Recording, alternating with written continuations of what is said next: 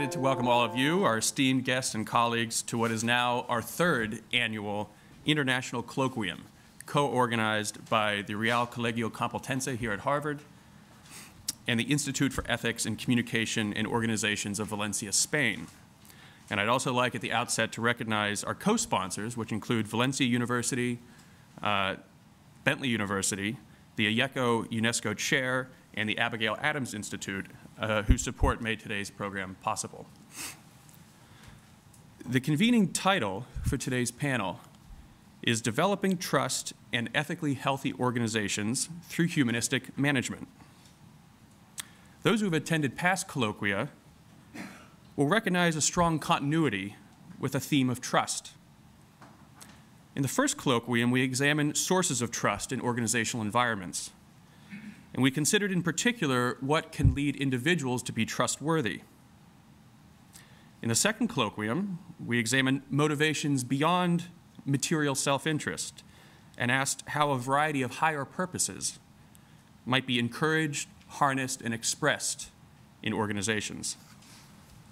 This year, this key phrase, it seems, is humanistic management, a term that I'll let our distinguished panelists define, but one that evokes some distinctive challenges to organizational theory, and the suggestion, I suppose, that at least some current management practices might be inhumane, or at least impoverished. This, in turn, raises a question. What are the standards by which to assess the ethical health of organizations, and how can managerial practices contribute to this health? One of the hopes of today's discussion, and we will devote the majority of our time to discussion, is that we can turn a corner in business ethics debates that so often focus on critiques and failures, or the superficial affirmation of values, or singular ethical choices. There certainly are momentous ethical dilemmas that business leaders face, but these aren't always the stuff of daily operations. And when one considers the more mundane questions of ethics and management, so much literature characterizes problems rather than solutions, or simply pays lip service to some additional values. We, of course, know there are limits to certain incentive structures and contracts.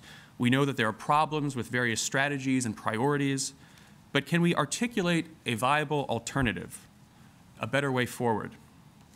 Ultimately, are there concrete practices that can enhance rather than undermine the full potential of those we work with and those we work for? The importance of these questions is, I think, increasingly clear.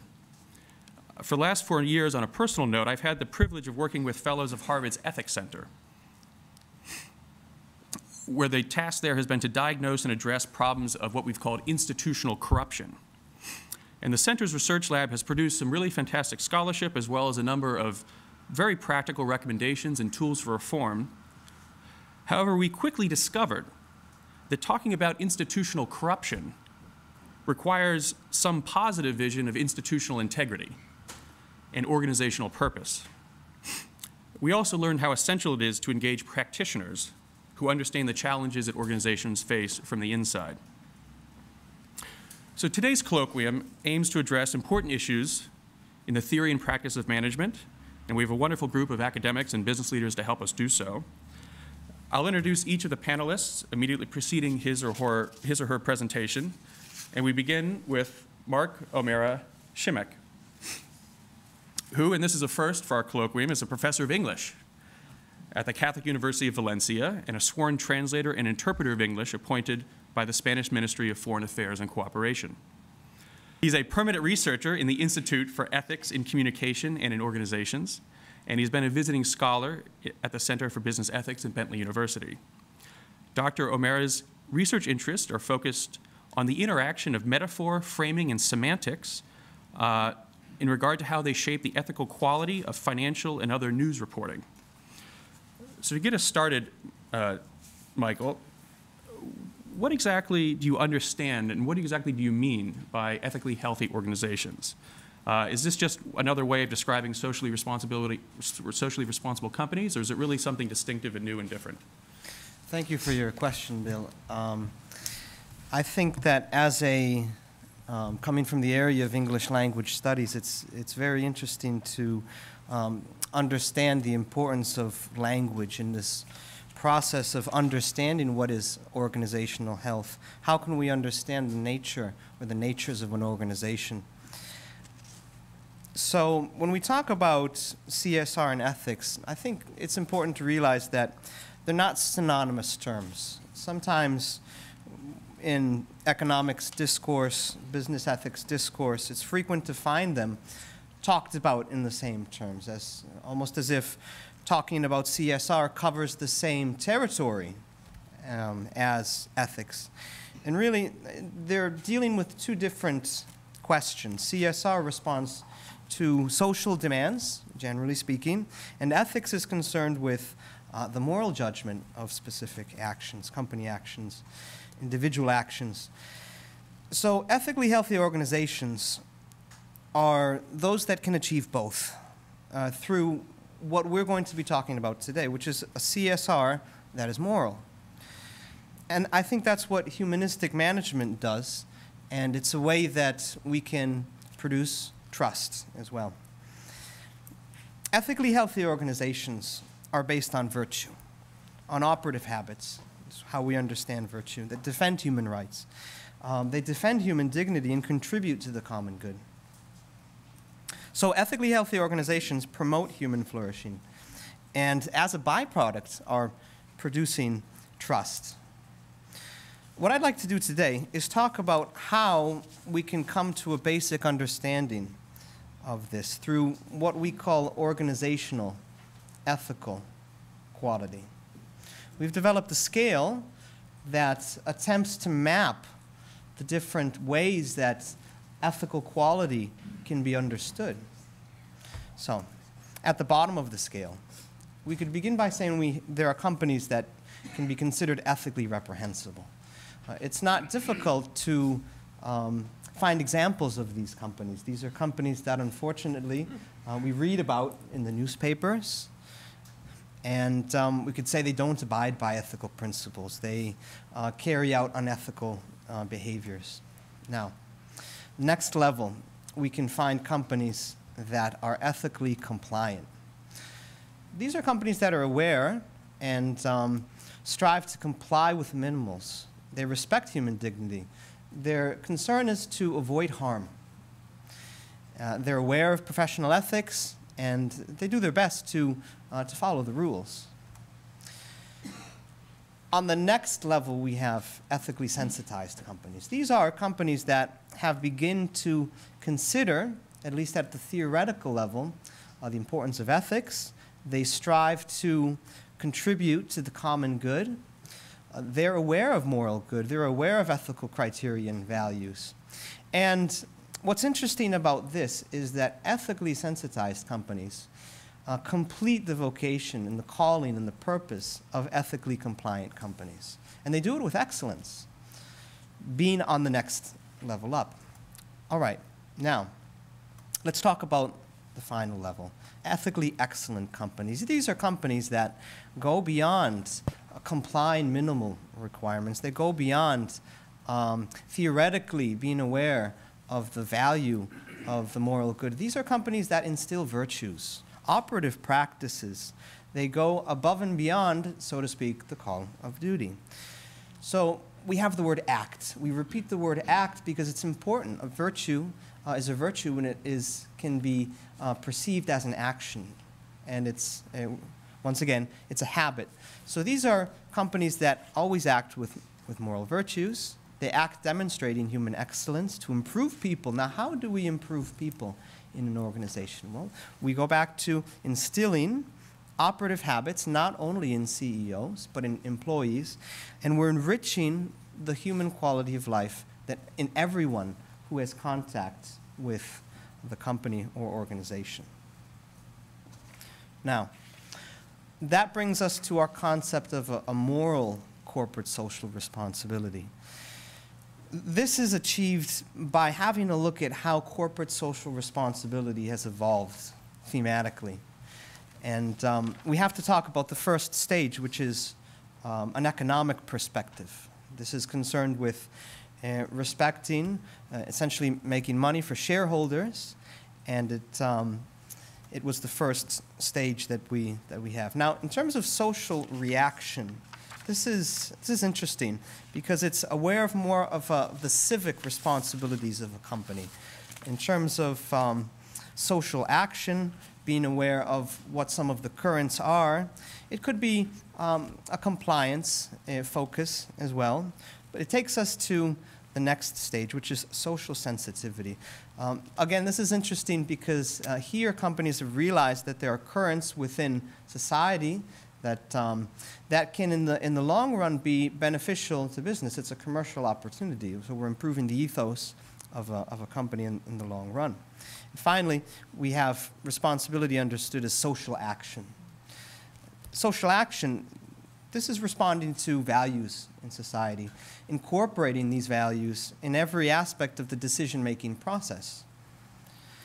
All right, this is corporate social responsibility. It's devolved from more of a reactive approach to more of a proactive approach. And when you pair it with organizational ethical quality, which is the vertical scale, we have different levels of moral corporate social responsibility that can be discussed. So let's talk about some examples. I think it's important to realize that a company can situate itself in many different places along such a scale. The first example would be a company that you could say doesn't have ethical criteria in place. They don't abide by ethical criteria. And they have a more reactive approach when it comes to corporate social responsibility. These would be examples, once again, of companies that, that unfortunately make headlines in both national and international news. And I think another interesting example would be that of an ethically virtuous company, but with a more reactive approach to corporate social responsibility. It's a curious example because I think of a company that produces very good shoes. While they're providing value to society, they're also instilling virtue in their workers and in everyone with whom the company comes in contact. Now, maybe they don't participate in financing NGOs. Maybe they don't have as many programs that would be socially more in line with some of the latest trends in CSR. However, they're enriching the lives of those with whom the company comes into contact. Now, let's talk about an example of a company that would have an absence of ethics, but a very inclusive, a very dynamic CSR structure. I think about news media companies that have eliminated their print editions to reduce their carbon footprint, yet at the same time engage in inaccurate reporting on financial events through linguistic and semantic and cognitive tools such as metaphor, such as conceptual metaphor. This is important because if people have a right to be informed, financial news reporting fulfills that need, and it informs real-life decisions. So this has the potential of promoting trust, promoting stability, or achieving the opposite. Now, finally, there are companies that are both ethically virtuous and have very inclusive, very proactive approaches to corporate social responsibility. These are companies that, that do both. These are companies that achieve the highest levels of ethical virtuousness. Companies like Patagonia. These, in the long run, not only defend human rights, defend human dignity, and contribute to the common good, but they do it with excellence.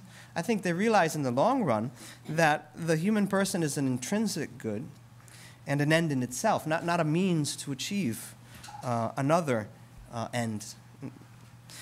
So I think Michael will talk a little bit more about this in his presentation, so thank you very much.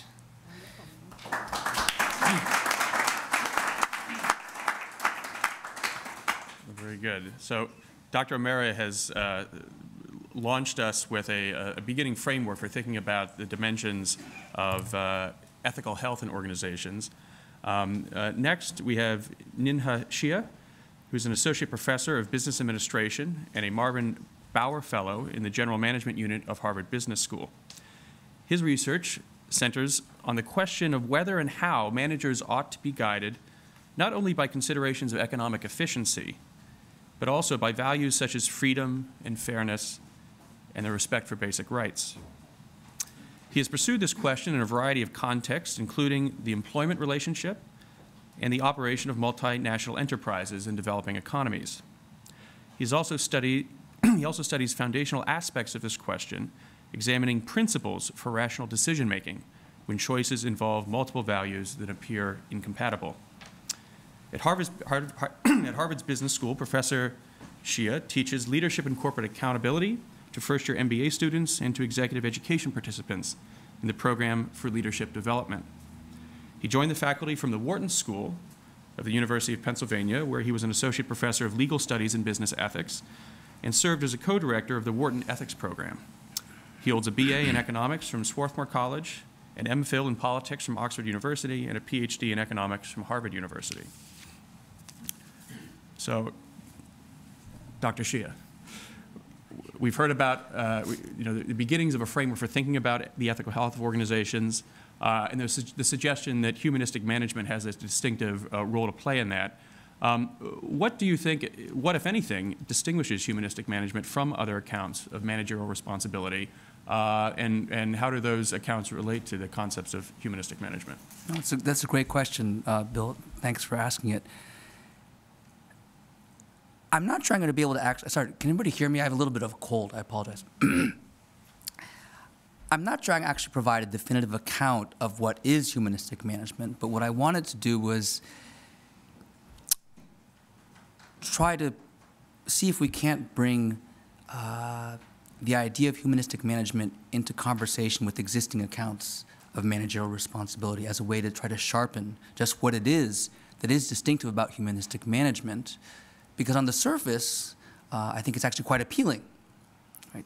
And so to really understand and be able to press forward what it is that makes it appealing, I think it's actually helpful to try to put it into conversation with existing accounts.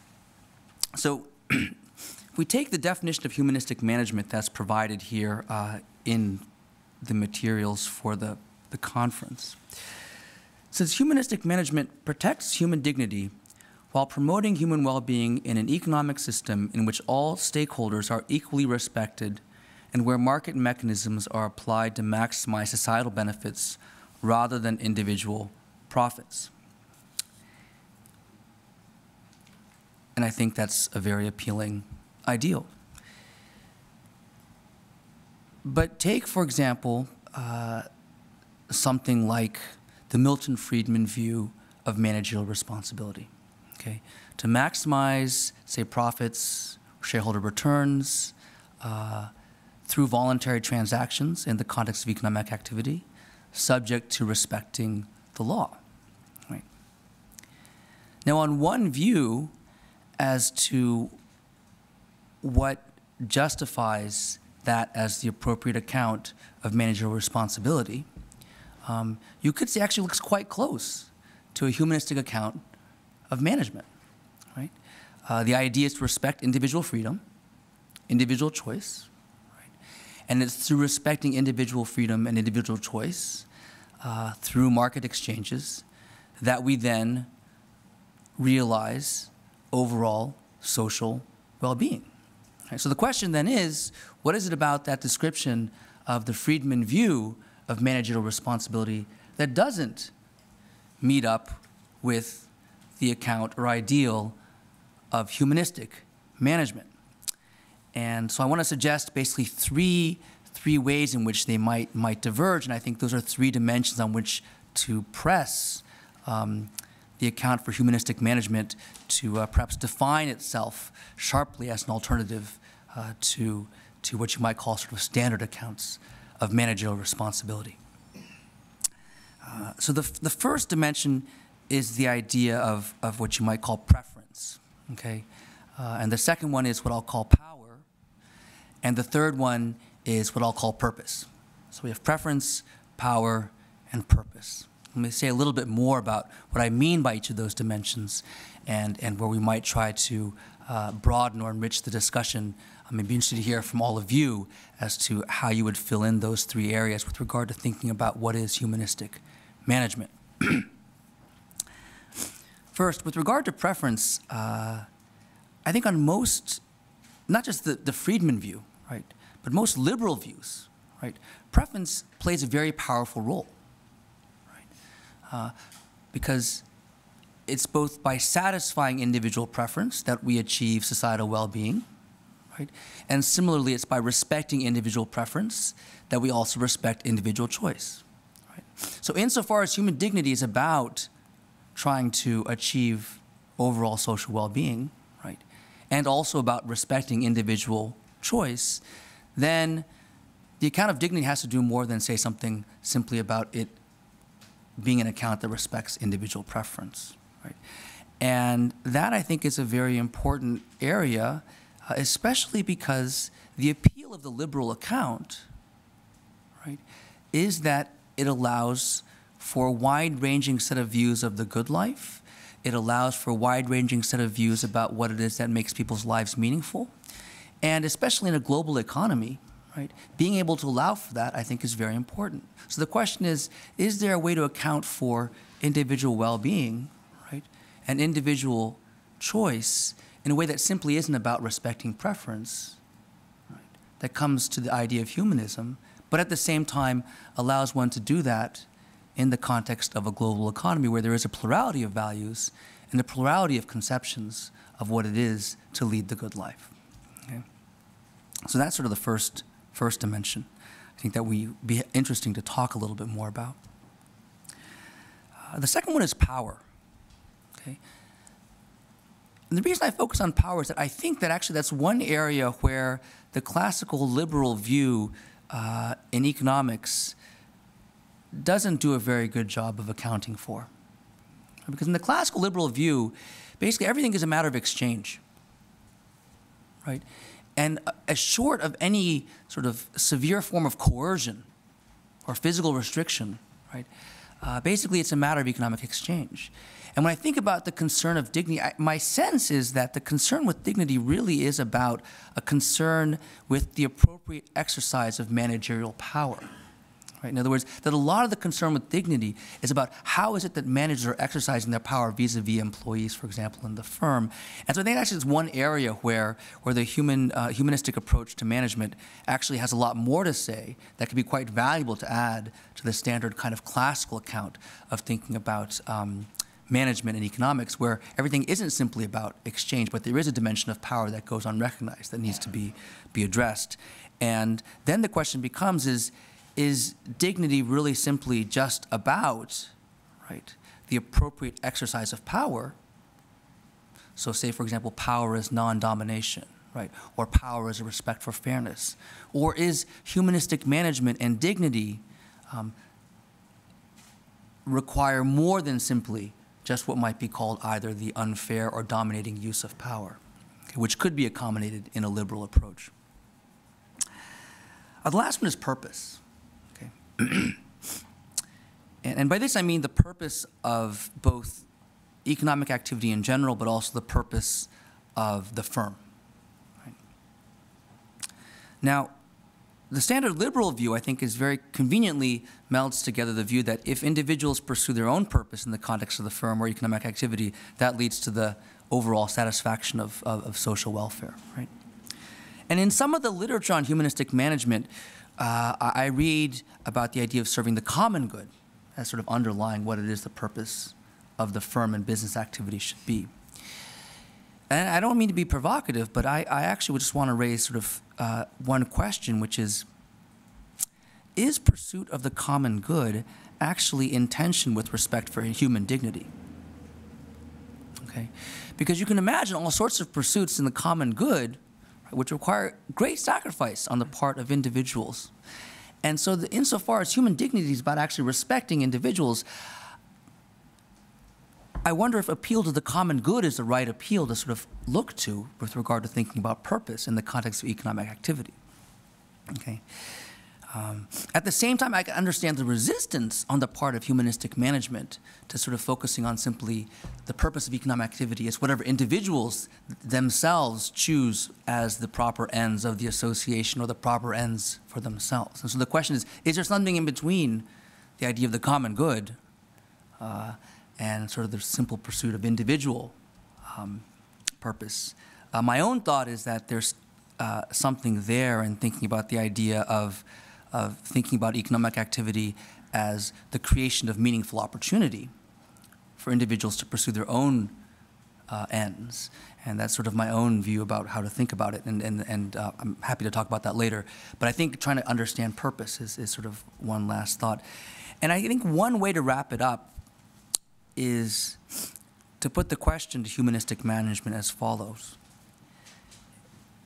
is whether the market is in fact a sphere in which human dignity can be realized and the right set of institutions to realize it. In other words, is there something about markets that helps to realize human dignity, right? Or is a humanistic management approach basically taking the market as given and saying, look, we have the market, okay, and it may be desirable for other reasons, and the question is to tame the market in a way to make it appropriate for human dignity. And so I think answering that question may be a way to get at some of the issues with regard to thinking about preference, power, and also purpose. So thanks very much. Great. Thank you, Dr. Hsieh. That's really a fantastic set of questions for us to pursue as we delve deeper into the meaning of humanistic management. To help us do that, we have next Michael Pearson, who's an associate professor of global sustainability and social entrepreneurship, as well as the director for the Center for Humanistic Management at Fordham University.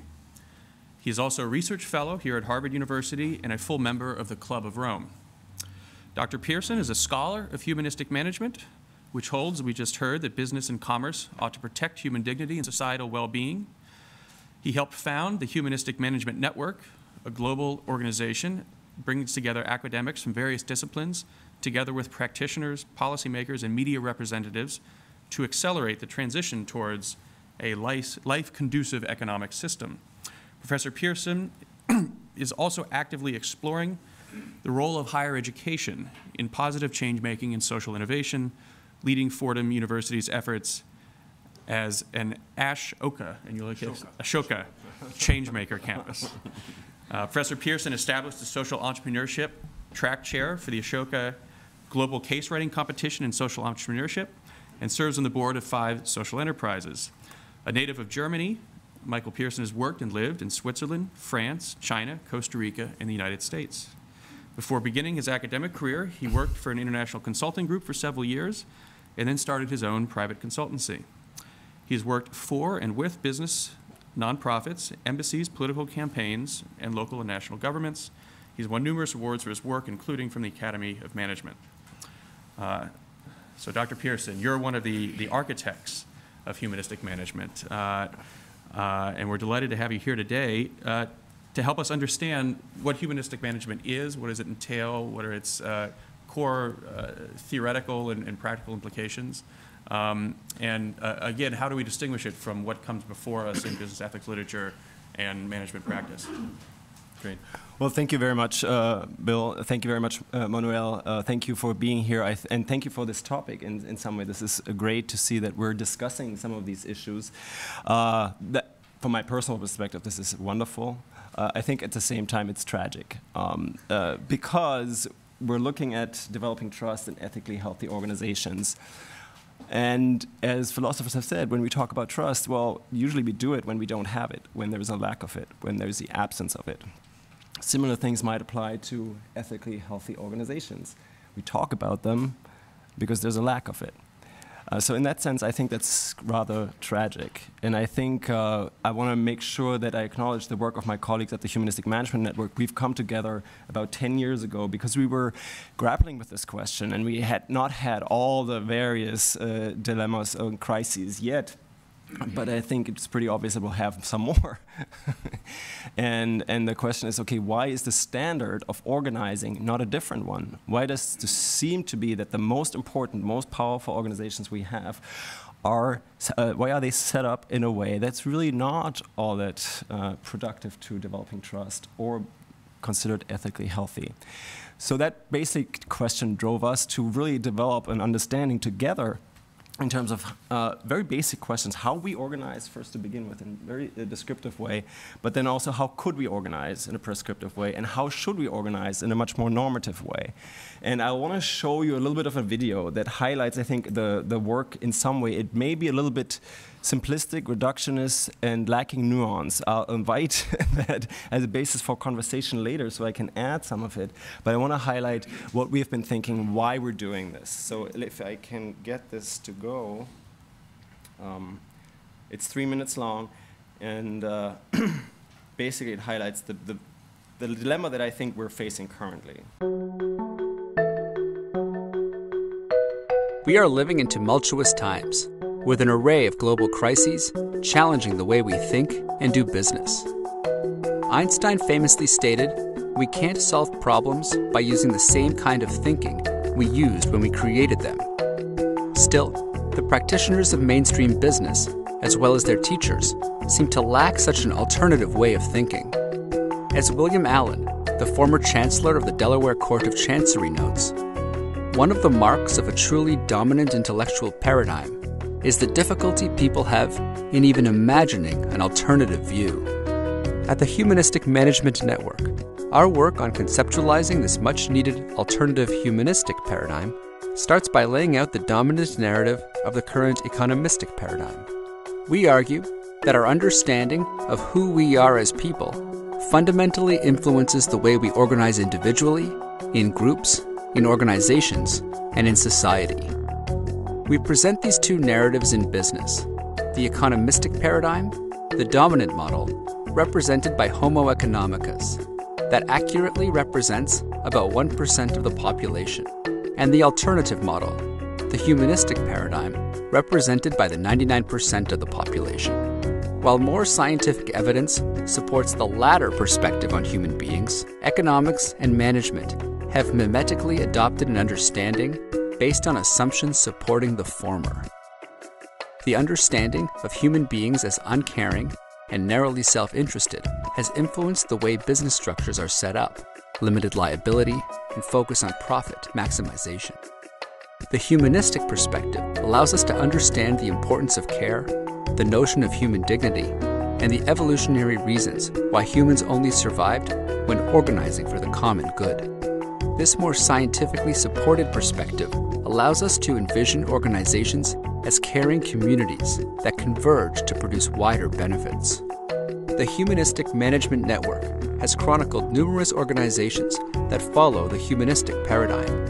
The fact that many organizations are run successfully and oftentimes better proves that alternatives to the current economistic understanding of organizing exist. Reality proves possibility and can thus inform theory. We argue that a focus on human dignity, understood as that which escapes all price mechanism and is valued intrinsically, can improve theoretical accuracy of current paradigms. If we set out to organize in ways that include the common good, we may be able to understand how business can contribute better to solving current global problems. To learn more, visit www.humannetwork.org.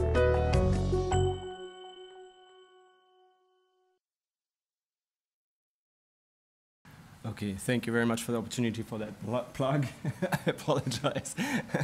But I thought this was in some way some basic information about what I think we are in right now. It's not that we lack facts, evidence, or even theories. I think it's bigger than this. We're lacking a different mindset or the level of mindfulness to engage in alternative options to think about how we organize. And I think if we just had more, and I'm not saying the humanistic perspective is the only one or should be the only one, but it is what we're trying to do is to provide another one so that we can explore in different ways how we can organize better and how can we possibly develop more trust, and how can we develop healthy, ethical organizations.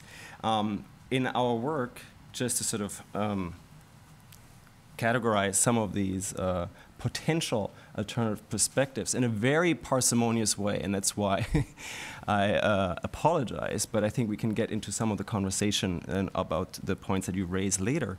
I think that if we want to think about theory and thinking about how we organize, the current way to do so understands, for good reasons,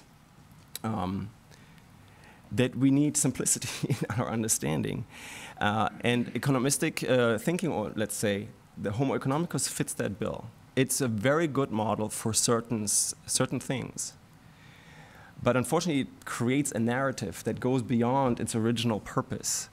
And that narrative has power and has performativity. It is influential. And we have all the studies about how students exposed to the Homo economicus model perform ethically much poorer, even just in, let's say, a course, or in the duration of a course. So there is an effect, one that we don't really like if we're talking about these issues today. So I think we need to complement our understanding of who we are as human beings as one narrative that we call humanistic, which includes dignity, right? And Kant famously said, everything that doesn't have a price has dignity. It's something that we don't trade. It therefore logically does not fit in a market mechanism. And therefore we can't really talk about it that way through pricing mechanisms, or even just the quantitative evaluation, or in research through simple quantification as well. And what we're thinking behind that, I think, even bigger than that, is that we need to engage in shifts of mindset and just exploring what these alternatives could be in terms of our very simple parsimonious thinking to even get a step forward, right? We all know Occam's razor. When something is very simple, even if it's wrong, you want to have it as long as you sort of don't have a more accurate parsimonious theory. So dignity is a complex concept. It increases complexity of the theory, but I think it increases accuracy as well. So what we're trying to do is the input notion here in terms of our theory of who we are, what we organize for, needs to include this notion of dignity. There are certain ways that we can theorize, that we can practice, that we can teach, that we can create policy that neglects dignity and that focuses on wealth creation as the ultimate objective, okay? We call that economism. There are ways, as presented, to respect and protect dignity and still focus on wealth creation, which is bounded economism.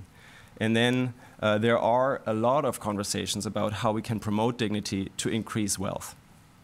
And I think that is the typical CSR conversation in many ways. How do we engage in socially responsible activity, or maybe in protecting dignity, to really just basically increase our bottom line, possibly? I think that's fatal in many ways if we stick to that kind of understanding. And that's why I think we need to really rethink the objective function and the purpose. And going back to Aristotle, oikonomia was always considered to contribute not to wealth, but to well-being, to happiness, right? So Aristotle already knew there are different types of organizing. He called the other one chrematistike, the one that we describe here, economism. But the humanistic perspective, the well-being creation, could be an alternative view. So the objective function shifts. Then we have different models. And the one that is, I think, that Nien-hê was referring to, that provides for this dangerous kind of organizing where, well, possibly we are going for the common good, but we're neglecting dignity, which includes all totalitarianism, which includes paternalistic structures, which is dangerous. And we need to be very clear that this is a trap that could be coming under the humanistic label. And I think we need to be very clear that this dignity is the distinction.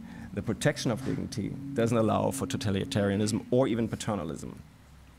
And we call that bounded humanism, and then the ultimate form, we would say, is promoting dignity and well-being creation, which is a humanistic form. And we think that you can do that if you can do research around these things, if you can reformulate your theory, You can teach differently, you can practice differently, and it's already done in many different ways. And you can formulate policy, and that's already happening. But I think we need to go back if we have the question that how can we develop trust in ethically healthy organizations. I think we need to increase our level of mindfulness and shift also mindsets about it. So that's, I think, where I leave it for now. Thank you.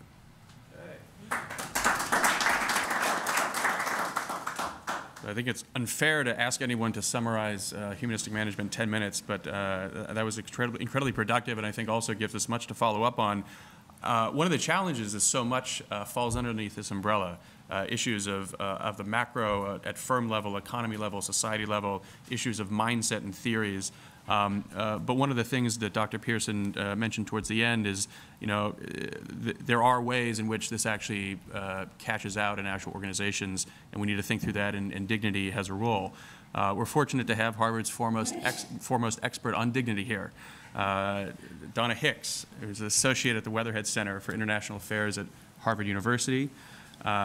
Speaking next, she has been involved in numerous unofficial diplomatic conflict resolution efforts, including projects in the Middle East, Sri Lanka, Cambodia, Colombia, Cuba, and Northern Ireland. She was a consultant to the BBC, where she facilitated a television series, Facing the Truth, with Archbishop Desmond Tutu, which aired in the United Kingdom and on BBC World. She has taught conflict resolution at Harvard, Clark, and Columbia universities, and conducts training seminars in the dignity model, a human-centered approach to rebuilding conflict relationships in the U.S. and abroad. She's the author of the book, Dignity, Its Essential Role in Resolving Conflict, published in 2011 by Yale University Press, and is the founder of DeclareDignity.com. So Dr. Hicks, what exactly are we learning about human dignity that can inform in very concrete ways the development of trust in ethically healthy organizations in ways that might be consonant with humanistic management, as Dr. Pearson describes it? Yes, thank you, Bill. First, I feel privileged to be on this panel with all of my colleagues, and I think I'm going to take a slightly different tack than what they have, because I consider myself a scholar practitioner.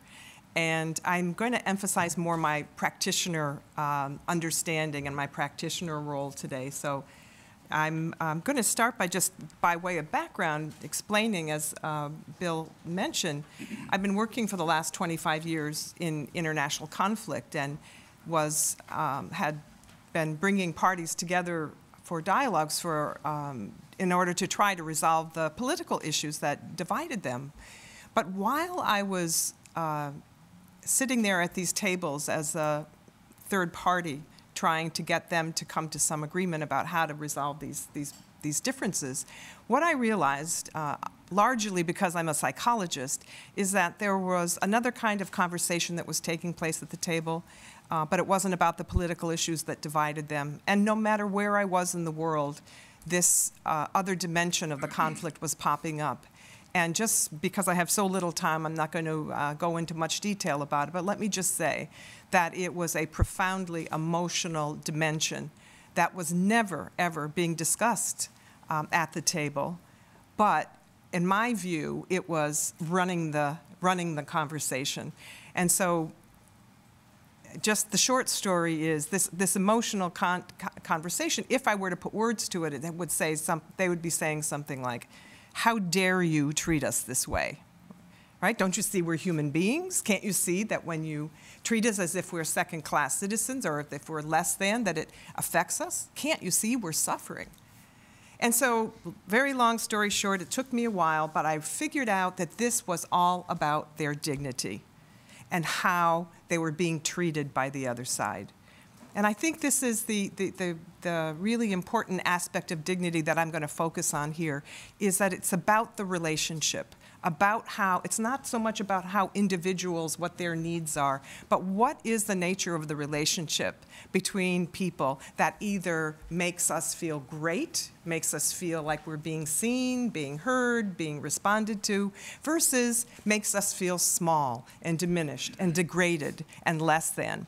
So, going to quickly tell you what my definition of dignity is, because I think this is part of the problem here, is that we don't really have a really strong definition. But after researching this topic now for, almost 2 decades, I've come up with a very simple definition, and I think Michael will appreciate this, because I realized when we're talking about highly charged emotional events like dignity, the simpler the better, because the brain that gets engaged when we think about our dignity and think about our self-worth is not the sort of executive analytical brain. These issues of dignity are really deep in our souls, and it requires very simple words and very simple ways of explaining it. And so for me, the one thing that dignity really highlights is the fact that we're all born inherently worthy. Every single one of us, no matter where we're from, we are all born worthy and valuable. Now, that's easy enough to imagine, but the second half of the definition, I think, is the more important one for us here. Dignity is about our vulnerability as well. Human beings, this is what we're learning about what it means to be human, that is so central to dignity, that human beings, while we're born equally valuable and worthy, we are also born vulnerable to having that dignity violated. And this is where all the problems occur. And what I realized was that this desire, this yearning to be treated with dignity was universal. Everybody, no matter where I was in the world, everybody was clamoring for the same thing. Treat me as a human being of value and worth. And there's so many things to tell you about this, but let me suffice it to say that I believe it is a universal concept. It's the hallmark of what it means to be human, is that common shared yearning to be treated with dignity, to be treated as if we're something of value. And as I said earlier, when we're not, all sorts of horrible things happen when we perceive that we're not being treated with dignity, whether it's in the workplace, whether it's in our families, whether it's in our international relations. This is the common denominator. So what does it mean? What does it look like to honor dignity? I'm going to give you 10 ways that one of my research has shown that there are 10 ways that people universally want to be treated with dignity. And first of all, people want their identity accepted, no matter who they are. They don't want to be treated as, in a biased or discriminatory way. We all want our identity accepted. We want recognition of our unique qualities and ways of life. We want acknowledgement, and especially we want acknowledgement when we've suffered. And we also want acknowledgement when we've done something really wonderful. So human beings crave that sense that somebody else out there is seeing and acknowledging who I am, what I'm doing, and what I'm about. Inclusion, well, in a workplace, in all organizations, actually, people want to feel a sense that they belong. And if you don't, if you feel like you're on the margins of that, if you feel like you're being left out of that sense of belonging, it's a terrible place. And people feel like it's a violation of their dignity. Safety, oh, here's the big one for the corporate world, folks. We all understand that we need to feel physically safe. That's nothing new, right? We have a legal system that protects us against being physically harmed. We have a whole healthcare system that takes care of us. But safety, psychologically, when we feel that our dignity is being compromised, when we feel that more psychological, deeply spiritual sense of who we are is being violated, we end up feeling shamed and humiliated. That's the kind of safety I'm really focusing on here. And also the safety to feel safe enough to speak up when something bad is happening to us in our environment. And by the way, when I've done all my corporate work, this is the key element that people complain about. They do not feel safe to speak up, especially to their bosses, when their dignity is being violated. Independence, well, that's freedom. We all want a sense of freedom. We don't want to be micromanaged. We don't want to be restricted in any way. We want to be understood. So understanding is a key element. And I can tell you from working in the conflict world for as long as I have, almost all the time, both parties and both sides of the conflicts never feel adequately understood. Benefit of the doubt. This is the 9th element of dignity, benefit of the doubt. We all want to be treated and approached as if we were people of integrity. And giving people the benefit of the doubt is actually a way of saying, yes, I'm going to start out, and I emphasize start out because people always say to me, well, what if you know the person isn't really trustworthy? What are you going to do? But benefit of the doubt is a way of initially showing that person that you think that he or she is worthy of trust. Now, this is where the trust comes into this conversation here. Because when people feel that these elements of dignity, and I've got one more, but I want to stick with benefit of the doubt because this is where trust lives in my model. When people feel that these other elements of dignity are being violated, the instant we even have a certain look or a tone of voice can trigger a dignity violation, then trust breaks down. It's the first reaction. Not only does trust break down, but secondly, it creates resentment when people feel that they've been dishonored, right? So trust, and I think trust and resentment go hand in hand here because it's the part that prevents people from being in a relationship in a healthy way or in an organization in a healthy way. And finally, last but not least, the last element of dignity is the desire to be apologized to when someone has done us harm. But I don't know if you're anything like me, sometimes giving an apology is one of the hardest things, even if you know you're wrong, right? It's really hard. So I'm not saying any of these things is easy. They are all very, very difficult. But the other thing that we have to understand about this is that I was just at a conference just in Notre Dame where it was a group of people interested in human development. And the thing is that we grow and flourish in the context of relationships. That's where our development happens. And if our relationships are not relationships that are mutually honoring, that understand these significant elements of dignity and how we are every human being yearns to have these 10 elements honored in them. And if they don't, relationships break down in a nanosecond. And keep in mind, but relationships actually are the source and the context of our development. So we better get this right. You know, we better, if we want good relationships, and in the workplace, I actually believe that we spend so much time in the workplace, and it should be an environment that promotes, not only protects, but promotes human dignity, because dignity is the stuff of human development. It is what makes human development flourish and happen.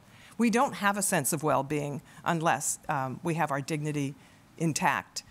And in fact, the other day I was looking at there was this International Happiness Day, and I'm thinking, you know what, we need to have an International Dignity Day, because there is no happiness without a sense of dignity, without the sense that you're being treated well, without an internal sense of your own well-being. You can't, you know. So let's. Okay, where's Michael? Or Manuel. We're going to do this next year, right? International Dignity Day. Okay, so three things I want to tell you about dignity. It's about connection, connection, and connection. It's about connection to our own sense of self-worth, which is fundamental. The minute we lose that connection to our self-worth, we're in trouble. All sorts of morbid symptoms appear after that. Connection to the dignity of other people. And thirdly, as it relates to your question about the common good, thirdly, it's a connection of something greater than ourselves. And I think dignity has those three dimensions that are constantly interacting with us as we go throughout our lives. And I think the workplace and humanistic management paradigm really sheds light on this. The workplace is the place where this connection to a shared purpose can be played out. And maybe it's not even the common good. Maybe it's just the shared purpose of what this organization all agrees to aspire to withhold, whatever the purpose is. But I'd like, Rita, could you give them the handouts? Because I know I'm running out of time. But here's what and again, I'm hoping all the work that I've done in the last 10 years is about making this dignity work accessible and practical and useful. And I've developed for organizations something called a dignity code of ethics, which I just want to leave you with, all right? Because I tend so often to go off into the clouds thinking abstractly about dignity, but I want to give you something concrete. Can I just see yeah, okay, here we go. Oh yeah, well, let's see, yours is less like that. Okay, so very, very quickly. This is a dignity code that I work with people in organizations when we're trying to promote a culture of dignity. When the leadership, and here's the key element here, when the leadership has decided that they want to integrate this dignity, knowledge, and understanding into their culture, okay? So what are the things that matter? Dignity matters. We're a company that recognizes the importance of treating our employees and customers in a way that honors their value and worth, and the significant role they play in the organization. Identity matters. We want our employees and customers to be proud to be a part of an organization that puts recognition of their value and worth at the center of their brand and image. Leadership matters. We're a company whose leaders aspire to lead with dignity and promote an organizational culture of learning through self-reflection and accountability. Because there's nothing worse when your leaders don't take responsibility for ways in which they've violated the dignity of the employees. People matter. We're a company whose employees aspire to treat each other with dignity and to promote an organizational culture of learning, both, same thing, as leaders, through self-reflection and accountability. Relationships matter. We're a company that wants strong connection with all of our work groups and are committed to building those relationships on a foundation of dignity. The workplace matters. We're a company that people want to work for and where they enjoy their jobs and each other. We strive to make the work environment one where people feel free to speak up and be heard without fear of recrimination. And finally, I really think this is one of the critical pieces of establishing a culture of dignity, because the fact is we're going to mess up. Even if we have dignity consciousness, because we're human beings, we're going to get lost every now and then, and we're going to end up violating people's dignity. We're a company that recognizes that conflict is a normal occurrence and is a useful signal of the need for change. We are committed to establishing dialogue processes so that conflicts can be managed in a dignified way, ensuring that people's concerns are heard and acknowledged, and we recognize that managing conflict and the need for change is key to the company's continued growth and prosperity. That's it.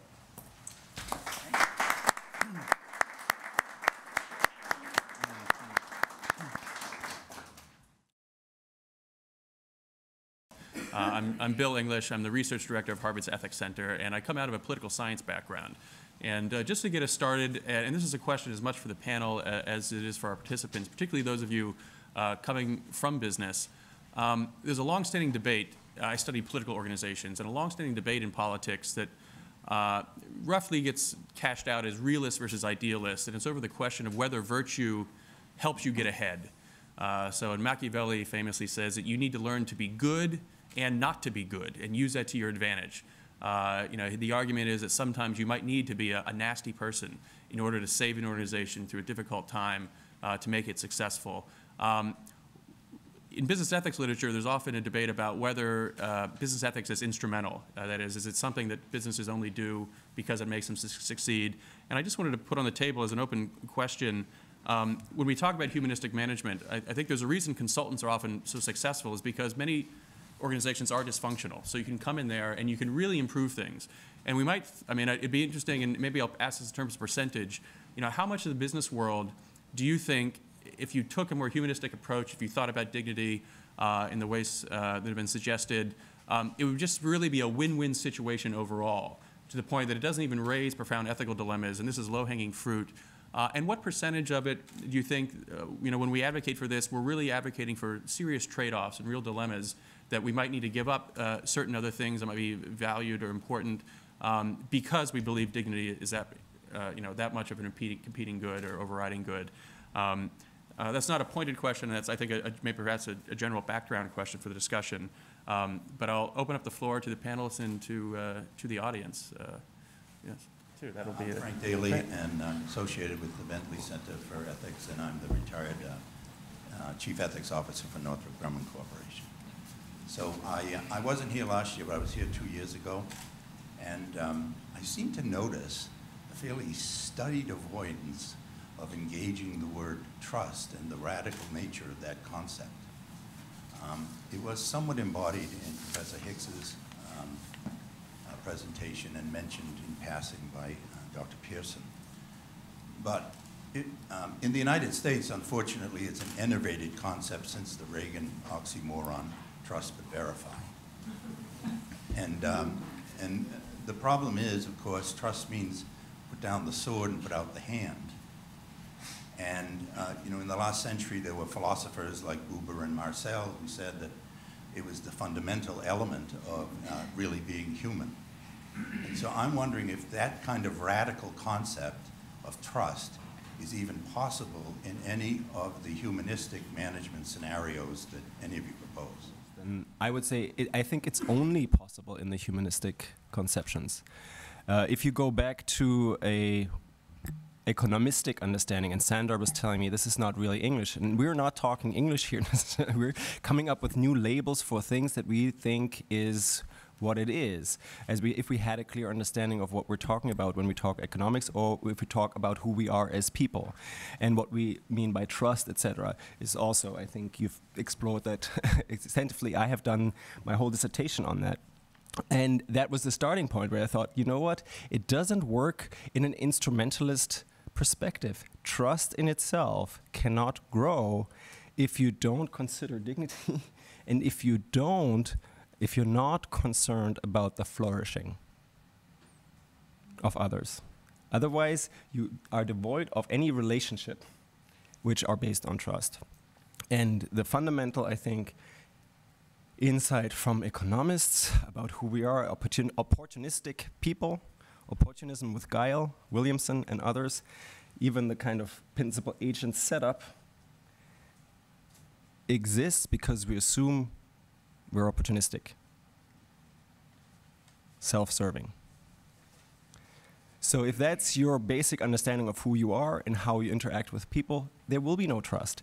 You can try to manage on the side, you can try to make people feel better about themselves, but overall, you will get no real trust because there's no real concern. And that can only happen with what I would call a humanistic perspective. Let me throw a real wrench in here. One of the things that I studied when I was researching this topic of dignity was the field of evolutionary biology and evolutionary psychology. And what this discipline tells us about what it means to be human is that we are hardwired for self-preservation. Of course, you know, we're a species that is driven largely by survival instincts and by reproductive instincts. So part of the problem is with trust is that we have this wiring that tells us to beware of other people, right? That's a negativity bias that my colleagues in social psychology have demonstrated. Human beings have a natural negativity bias. Why? Because of this fear that they're going to be threatened in some way, whether it's physical threats or what I have been highlighting most recently is that lack of trust gets triggered also by threats to our dignity. So we're complex creatures, we human beings. And even though I completely agree with Michael that the only way to approach this very difficult challenge of how to be in relationships in a way where we are mutually trusting is that we know this about ourselves, that we have this hardwired negativity bias that we have to overcome. We are naturally suspicious, but this is part of our work. If we want to evolve our consciousness farther as a human species, we have to recognize that we have built into us those self-preservation instincts which make it difficult to trust. But knowing that, you know, this wonderful evolutionary biologist from Oxford, his name is Jerome Barco. He says, biology is not destiny unless we ignore it. So we have to figure out how to manage this natural proclivity for self-protection so that we can do the kind of relationship building and trusting that we want so desperately as human beings.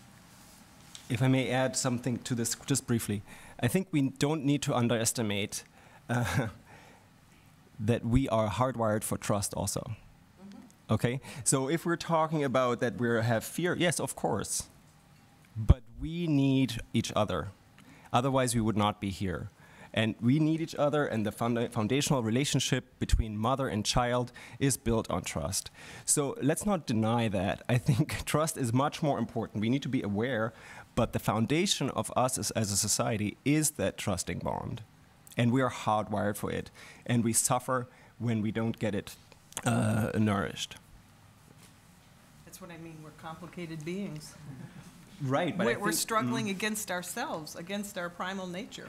One, to be trusting of others, like you said. I should have mentioned that. Thank you for saying that. And the other is being wary of others. So this is our internal struggle, right?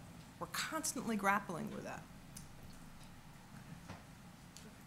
Yeah, to answer your question, I actually think there's a huge,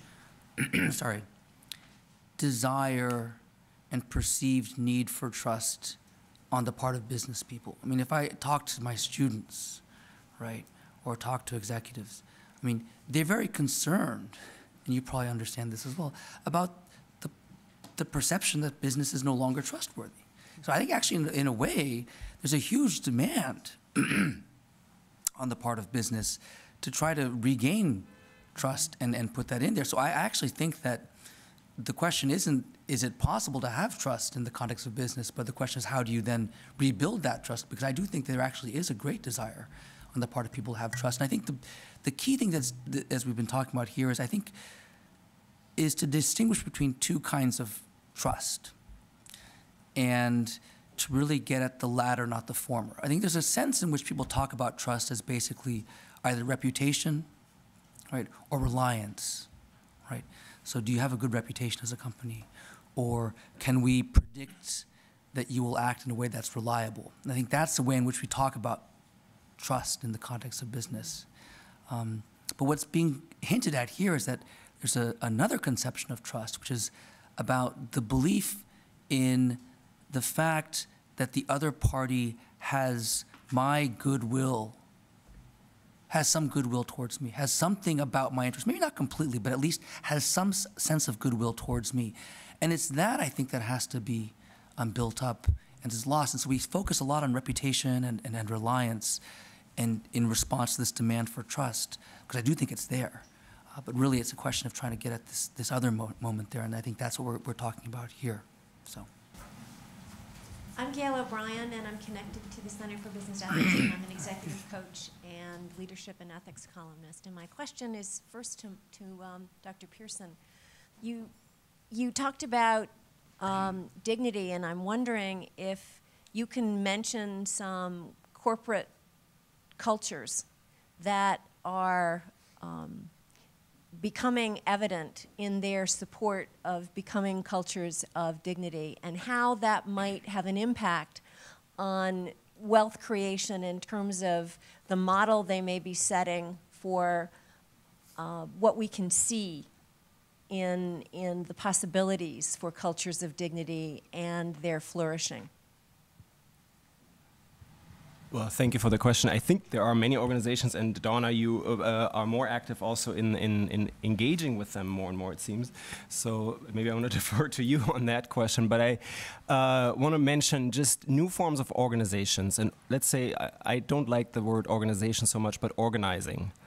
You say it's about words and metaphors. And I think it's about organizing, more so than organizations, which could be whatever labels and corporations or whatever.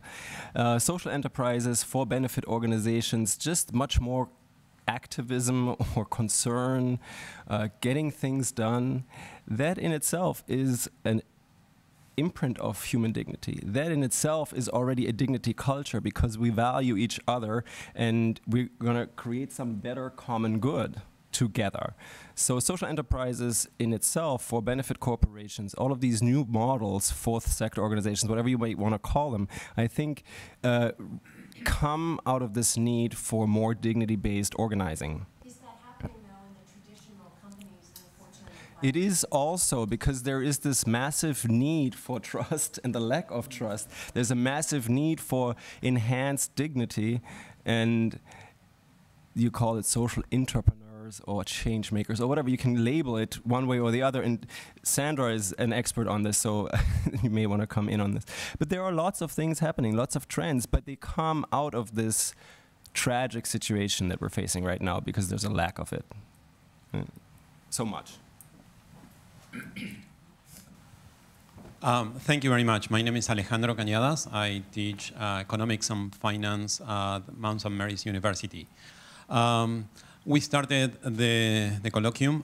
Bill mentioned that the research in institutions or corruption in institutions shows that there is a gap, and so it should be an ideal, so should be an alternative to that. So I was thinking, and you mentioned without saying in this way, and I have this in my mind that Donna said, dignity is about connection, connection, connection, so 3 types, and the first one is oneself to another and to something outside, something more than one.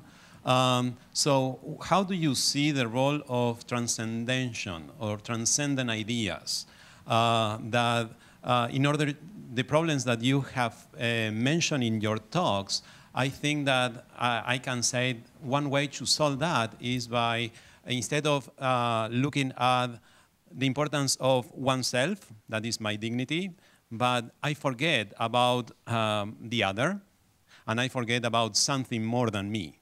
So how we can bring this opportunity to more than the first connection, which is with myself, to increase the dignity, and also to bring this trust, and also to have a more humanistic companies in our society.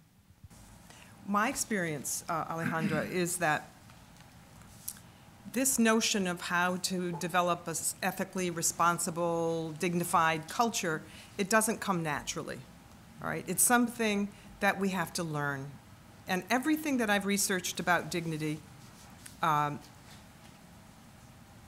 points in the direction that we have neglected that kind of learning. And I was just out in Notre Dame this past week, and someone asked me, well, what is the role of academia in learning these very profound truths about the human experience and about what human beings need to thrive and to flourish? Because they were interested in development. And I think without an education, Alejandro, without the really understanding in a way that we would study and research technical aspects of our business, without putting a priority to understanding what the human being needs in order to grow and flourish, then we're going to be in trouble. Because it doesn't come, you know, and I said to these folks out in Notre Dame, think about all the time that we dedicate toward getting technical knowledge, whether it's the business degree or the economics degree, or, I mean, you know, those of us up here, we probably got a whole collection of degrees, right? But is that going to give us any knowledge about what it means to be a human being and what we need in order to grow and flourish? So this technical knowledge is certainly critically important in a company, and especially for the leadership team. But if he or she, or if they, the leadership team, doesn't have an education in this other aspect, you're not going to see it develop without a lot of difficulty.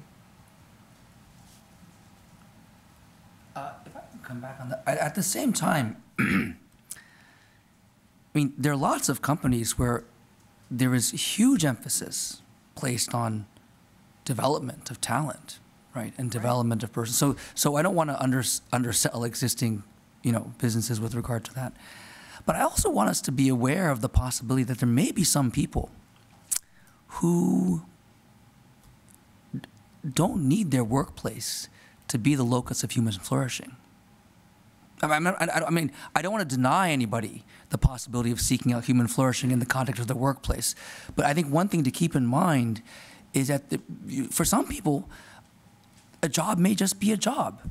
And they want to come there, they want to be treated with a certain degree of respect, they want to be treated in a way that's fair and have their contribution recognized, but it may not shade all the way into some of the things that we're talking about here. And I think we also need to be careful to allow for somebody to be able to do that in the context of the workplace as well. Not to be critical of this whole idea, but I do worry sometimes that, yes, on the one hand, it's important to create an environment where this can be the case for people, but I think there are also, in a broadly liberal society, do want to allow for people to basically come in and do their job, do it well, and then go home at the end of the day and find other forms of flourishing. Can I say one little tiny bit about that? I'm sorry. No, that's okay. It's good. I think the professor is absolutely correct about that. I think there are minimum requirements for a job that protects dignity, and there are maximum potential in that. And I don't think even the guy or the woman who says, you know, I just want to go in here, put in my 9 to 5 hours, and I want to get my paycheck and go, he or she still wants to be treated as if they're a human being. That's the minimum.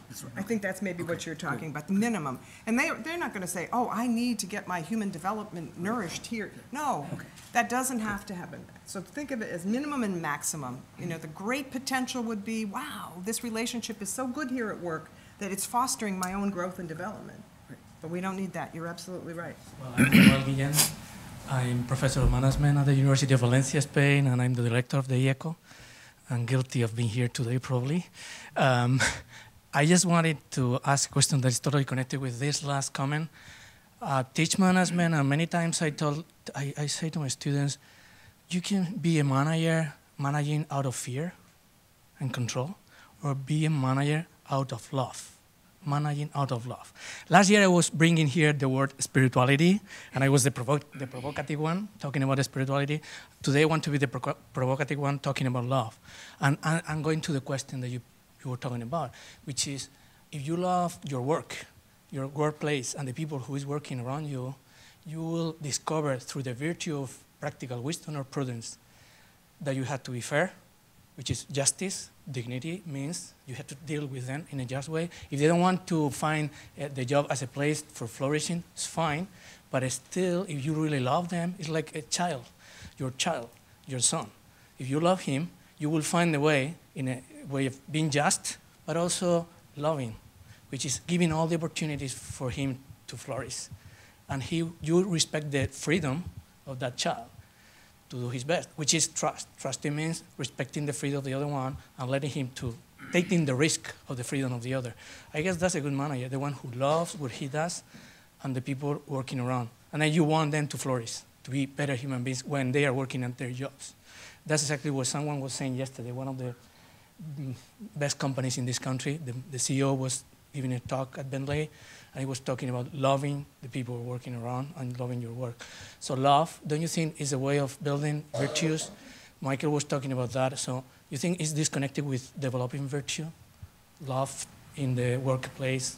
Thank you for your very excellent question, Manuel. I think if we start with dignity as a base, we work from the idea of the intrinsic good of the dignity of the person. I think it's very easy to work towards what you're talking about. If we can appreciate our own dignity, it's very easy to look at another person and see the inherent dignity in that person. So I think it changes our whole model. I look at media companies, that's my specialty, and there's so much of a lack of trust now with people in the media, and I think we need to start to recover this idea of human dignity in not only as customers that I have to sell newspapers, so how are we going to do that? But I think in the long run, it should go beyond just fulfilling the right to inform. And I think we should start to talk about how can we care about the other person, but starting from an appreciation of our own human dignity. I'm not sure if I've answered your question. Well, I have to say, what I love about this guy here, Manuel, is that he raises the issues that I always want to raise, but I'm too afraid of, because I'm afraid it'll look like I'm being too touchy-feely. But bingo, right? Manuel, yes. And in fact, I honestly, now that the door is open to that word, I can tell you that I think at the end of the day, and I actually end my book this way, that I think honoring dignity, our own, others, and dignity of something greater than us is an act of love. I don't know how else to think about it. If you treat somebody else as if they're valuable, and in fact, wait a minute, it's way more than valuable. In fact, we're all invaluable. We are priceless. We are irreplaceable. Every single one of us, we're priceless, invaluable, and irreplaceable. Something happens to us, that's it. There's no reproduction. Well, maybe somebody tries to clone us, but no, Manuel, absolutely, thank you. And next year we're going to have it about love, all right?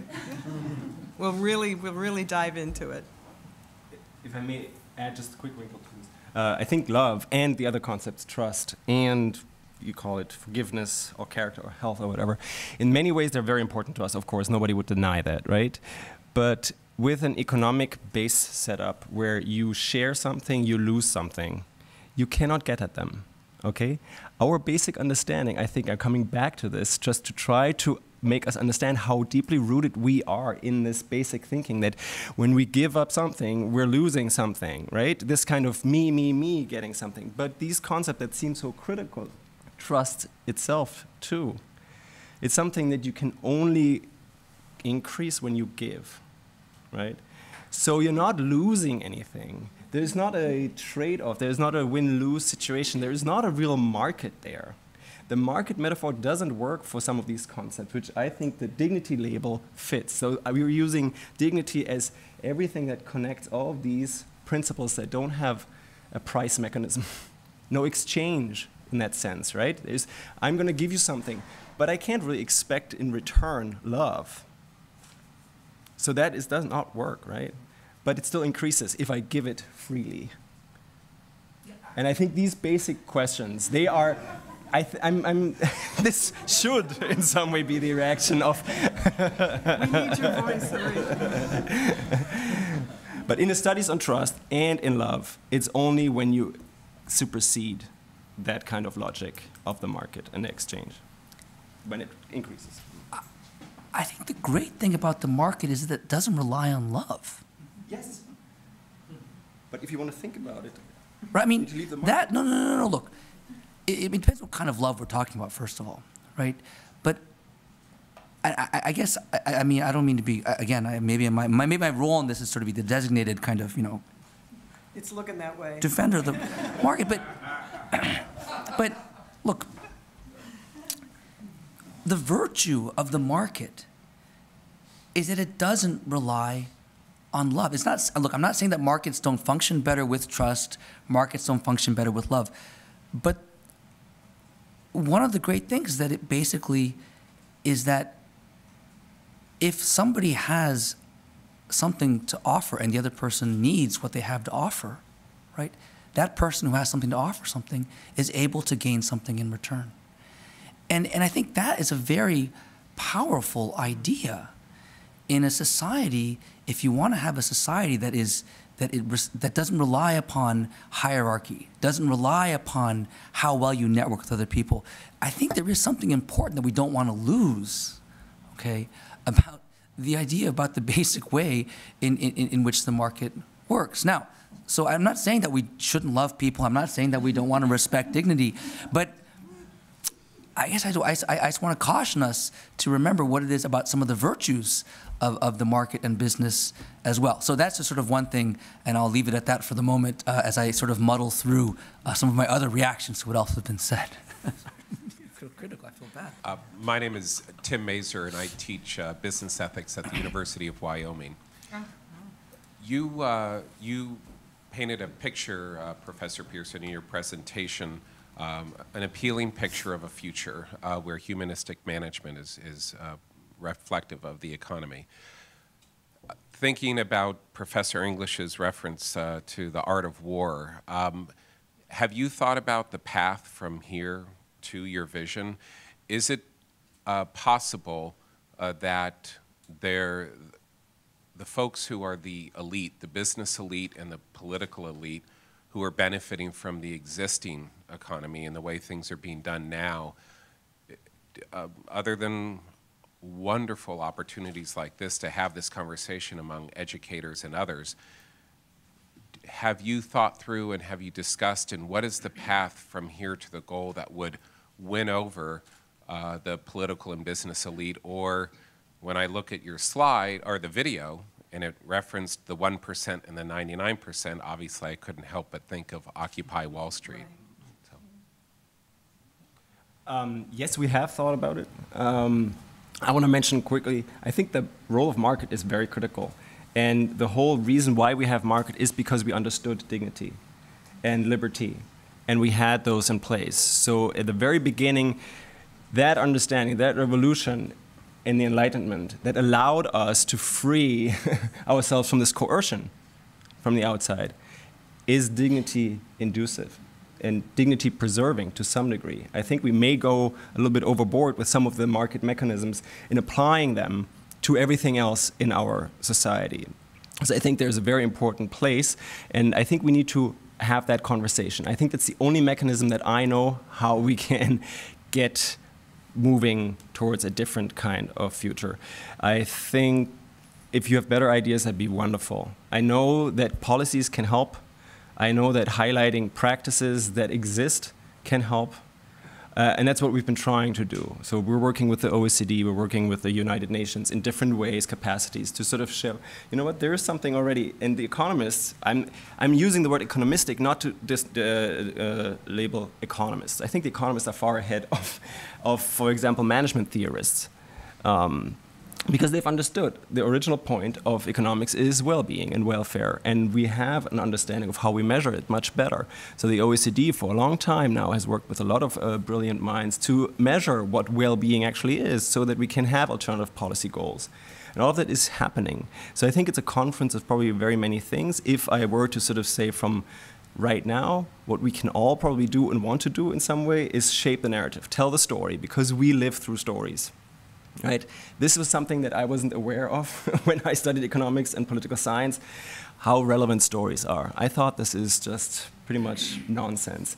More and more that I get into it, and I credit also Joe Badarco's class in terms of the novel that we used in sort of exploring moral leadership or something. That was something eye-opening. It's like you'd use novels. That was something to me as a business person in some way totally useless. I mean, I have to admit it.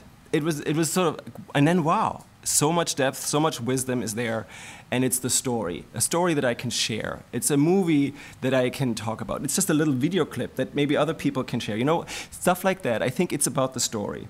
And we all want to share a better story. We want to tell a better story of ourselves, about others, about the organizations we're part of, right?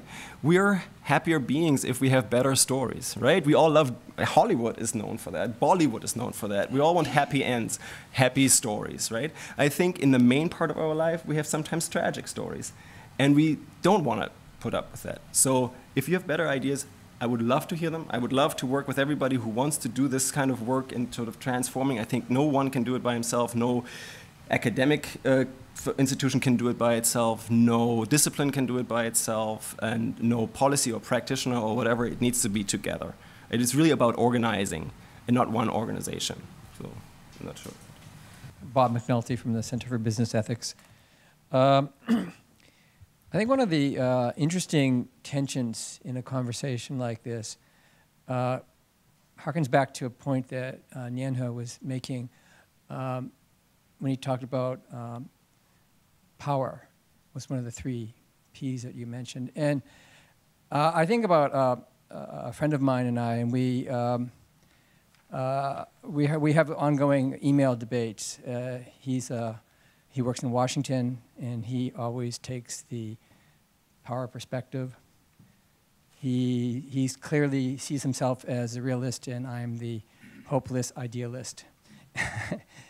And I think that's and I remind him that essentially what I feel that he's advocating is a kind of perpetuation of the status quo, and that if you look at the evolution of society, it's the idealists, it's the people that cleave to visions that change society.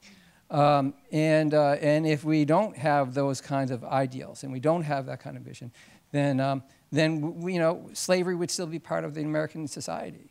But but I also do take the point that we really need to be realistic, you know, and that's why I love having this exchange with this friend of mine, because I do see that I can be criticized for that kind of being hopelessly romantic or idealistic, but in any case, I just want to sort of draw attention to that tension, and I think it's coming out so beautifully in this discussion that there's a very important balancing act between the power of the market and the beauty of the market, the strength of the market, and not, you know, trying to say, well, we need love, and you know, tell this to Wall Street, you know, love. I mean, they would laugh you off, you know, the table. Maybe, oh, really, we need to talk about that. So it's just this great tension, and somehow recognizing it.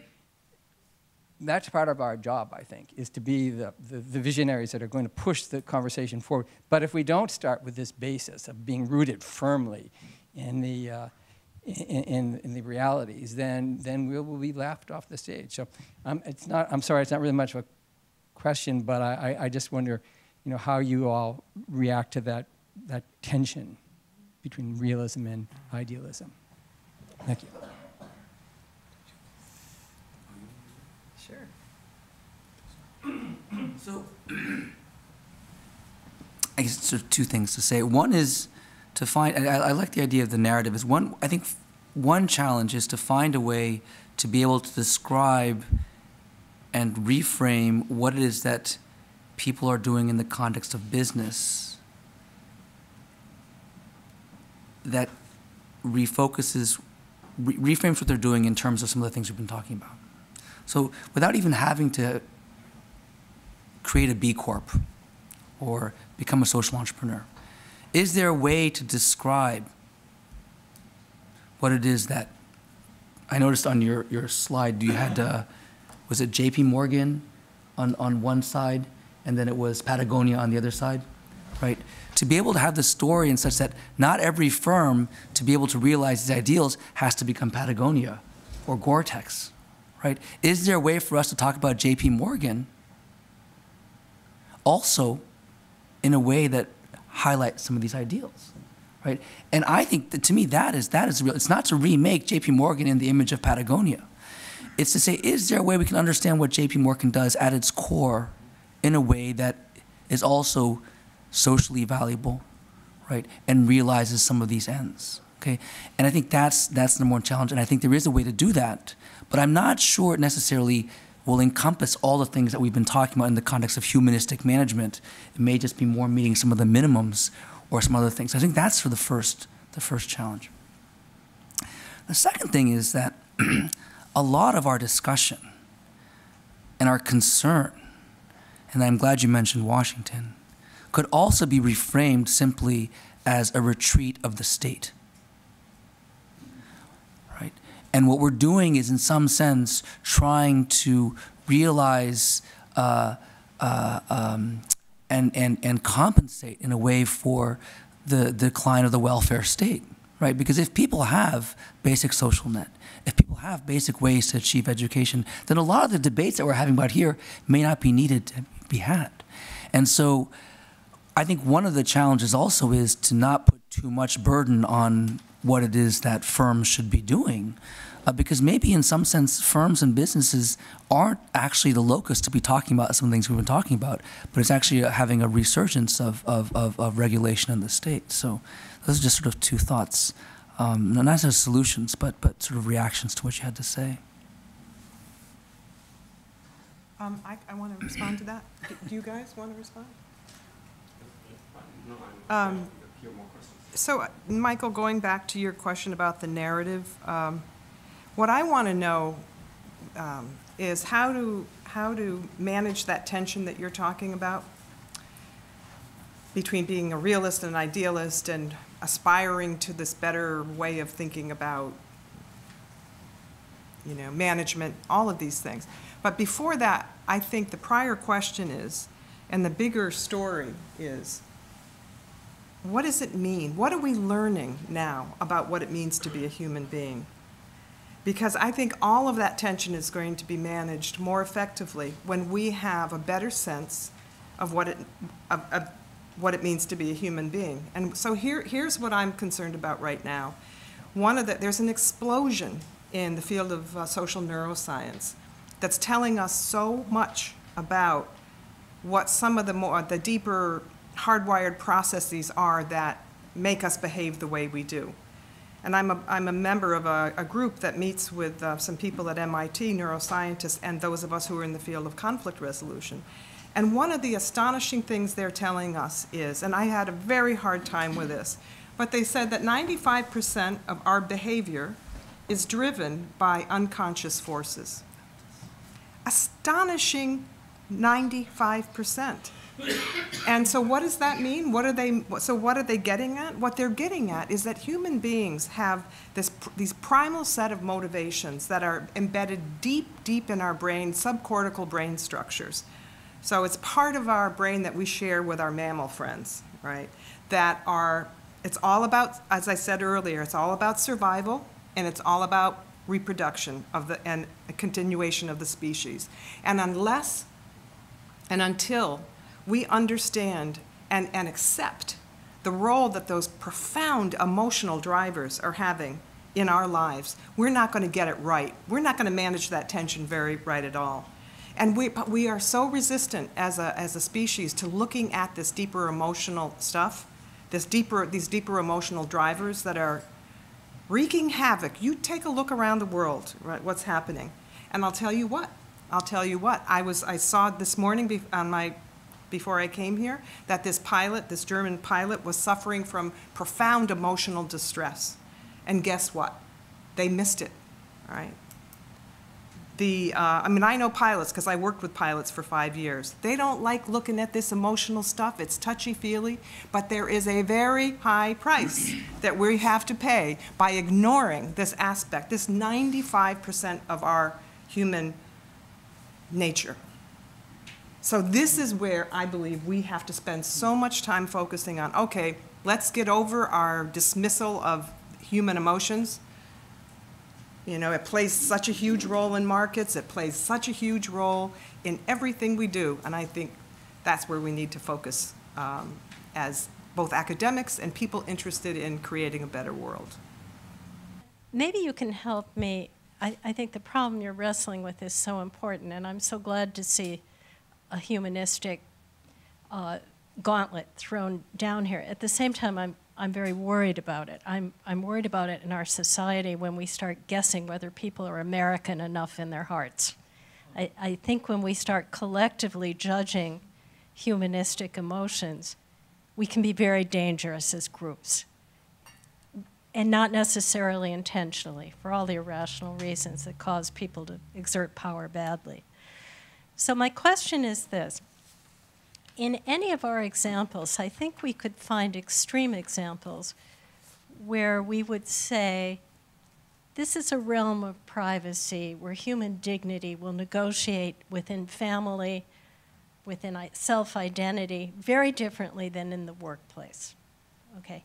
I will behave like a besotted idiot with my grandchild, but I probably won't act that way with a coworker.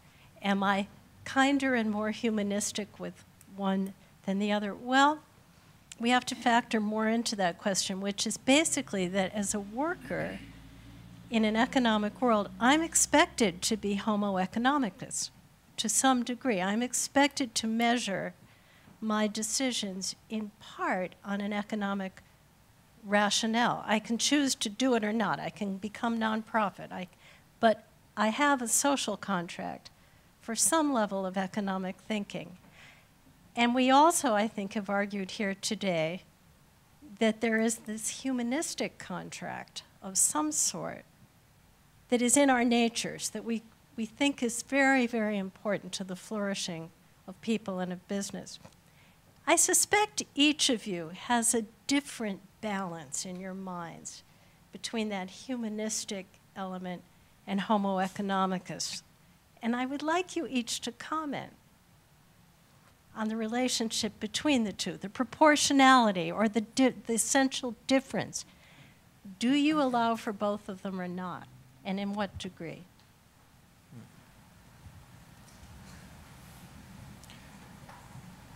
Okay, if nobody goes, I'll just try to go. I think that we need to be, huh? Okay. Go ahead. Everybody figured out where I was already.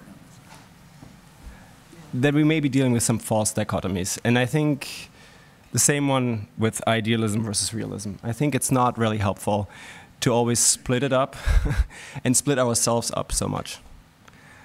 I with whoever else, and I with somebody else in whatever context.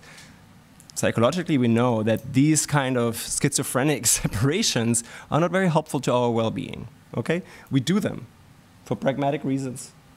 And I think that may be useful. And that shouldn't be condemned.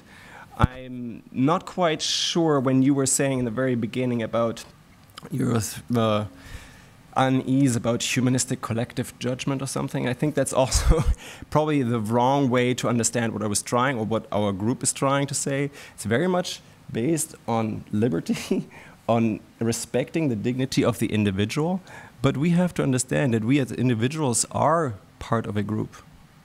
Otherwise, we do not exist.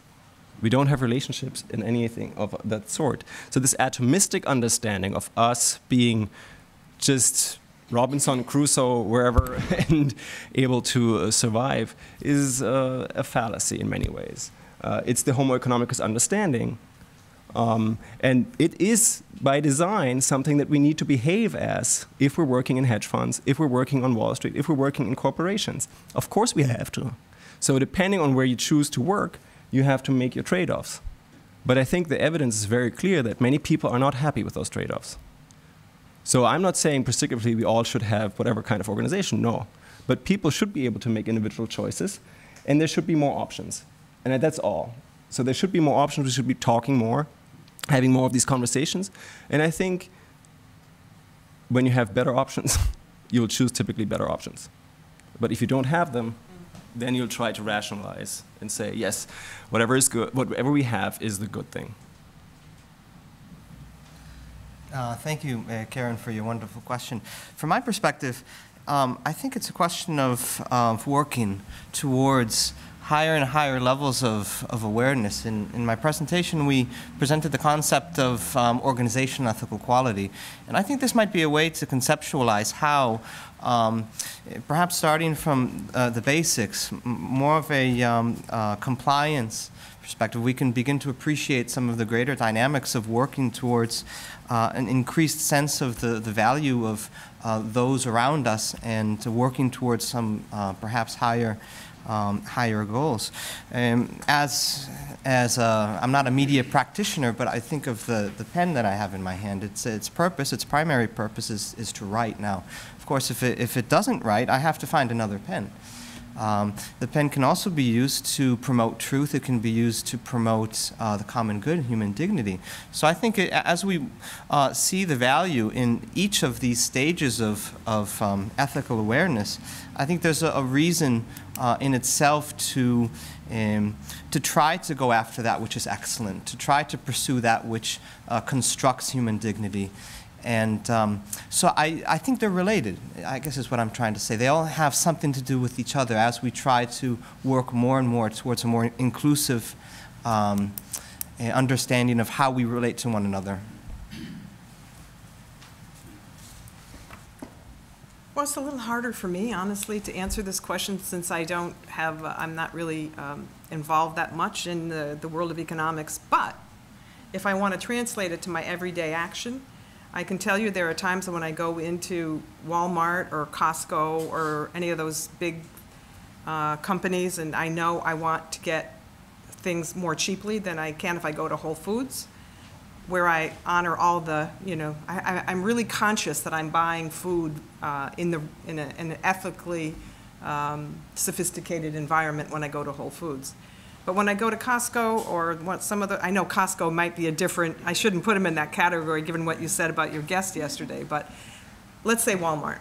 I will go and I'll save $20 in buying a whole bunch of stuff in bulk. Do I think about it? What am I thinking about then? I'm thinking about my own self-interest. I'm thinking I'm going to save myself $20. Am I thinking about the people who work there who don't have health care? Am I thinking about the greater good? The environmental concern? I mean, no, I'm not.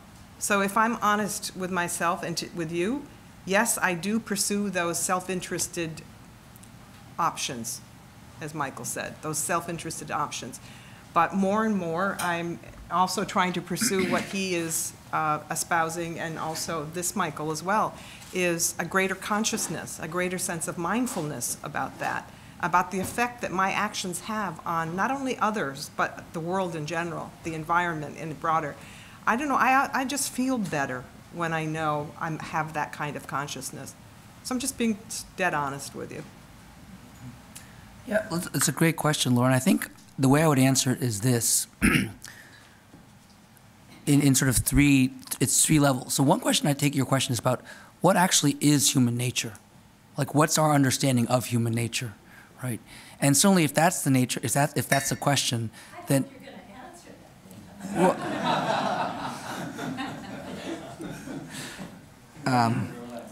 that. Right. You set yourself up. Right. Well, no, if that's the case, then I think Homo economicus is a very impoverished and unrealistic description of human nature. Right? I think that just, right, either whether it's in terms of the notion of rationality that's involved in it, either in terms of the notion of what's the basis for human motivation that's involved in it, either in terms of the needs that are being met by, so I think all we've been talking about here in terms of human beings needing love, relations, all that. So if Homo economicus is sort of be understood as a description of human nature, right, then I think that just doesn't really hold much water. And so there, in terms of the balance of human dignity or humanism versus Homo economicus, I think there I would say, yeah, we have to have a much richer description of what human nature is. But if the question is, how should we organize society? And what should we take as the baseline minimal sets of principles that we ought to respect in organizing society writ large, say from a political perspective, then I think a lot of the, I wouldn't say it's the description of human nature, but, and not even assuming that people are Homo economicus, but certainly adopting a broadly liberal view where we respect individual choice and don't prescribe a conception of what is the good life in a way that you are concerned about with regard to this, then I think, yes, we have to organize it in a way that looks much more as if people maybe were Homo economicus, so we're sort of privileging that kind of liberal conception in a certain kind of way. I think that's right, as a liberal at least. But that leaves open the space, though, for civil society and what the market and economics should look like. And there's probably more room for flexibility for having companies like Patagonia and then other companies that are running themselves in various kinds of ways that might be more manageable. So I think it really depends upon what the nature of the question is with regard to that. So thanks. Fantastic. Well, we're at time for the formal program, but I'm it's very happy to be able to welcome people to lunch following this, where I hope we'll carry on all sorts of informal conversations. Two final notes before we do break up. First, I just wanted to recognize and thank explicitly the people who work behind the scenes to make this happen. The first is, of course, Dr. Manuel Guillen, who the Latin term sine qua non describes him very well.